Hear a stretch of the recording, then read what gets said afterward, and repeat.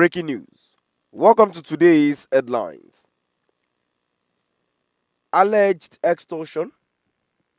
Nigerian soldiers accused of blocking major southeast road, targeting travelers.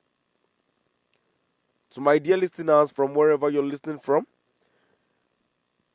good morning. And please, before I go into details, kindly please ensure you like, subscribe, and share. Now, the details. Hundreds of southeast residents returning home for Christmas and New Year celebrations were stranded for hours at a military checkpoint on Enugu Okwe Road. Soldiers allegedly blocked the only access road, extorting travelers and causing chaos. A video clip shared with Sarah reporters on Wednesday evening shows hundreds of vehicles at the checkpoint, with travelers lamenting the alleged inhumane treatment they face at the hands of Nigerian security agencies, particularly in the southeast.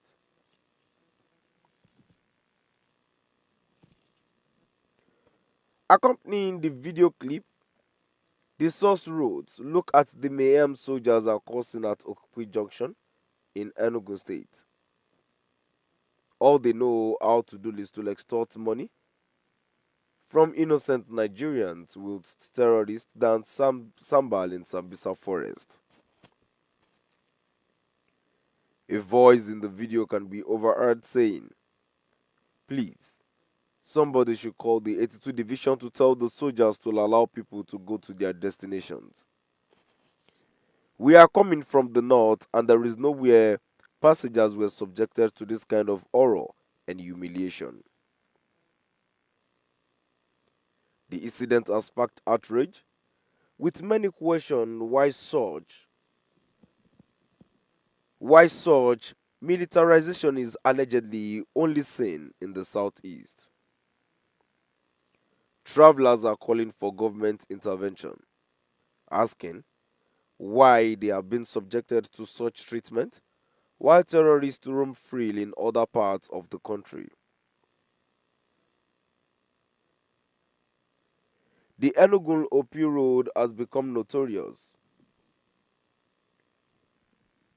for kidnappings and armed attacks, with residents living in fear of their safety. This incident highlights the ongoing concerns about extortion, harassment, and militarization in the southeast region. There have been repeated calls for an end to the unlawful extortion of motorists in the region, with many checkpoints allegedly being used as opportunities for bribery and corruption. Meanwhile, efforts made by Sarah reporters to speak with the spokesperson for the Joint Task Force Southeast, codenamed Operation Udoka, Lieutenant Colonel General Unu Akalu, were unsuccessful as he did not answer his calls. He also did not reply to a text message sent to his mobile line seeking his comments on the alleged extortion and other situations at the checkpoint. To my dear listeners, now we've come to the end of our today's news, and now before I go in contribution to the news that I have read, I want to say that this is inhuman and sincerely, it is not worth it. Why would people going home to celebrate Christmas, to celebrate festive period, be being treated like that? That is very wrong. And now, moving on to the comment section, the first comment I have here says the problem we have on southeast roads now isn't police, it is the army. They are littered everywhere on the roads, extorting road users and causing traffic congestion. Sometimes they lose control of the traffic.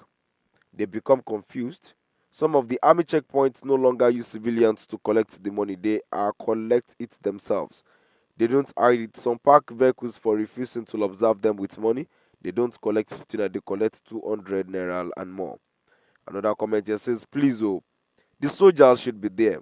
Southeast roads are not safe. Let them at least be there. We complain a lot, and when something happens, we'll still blame them.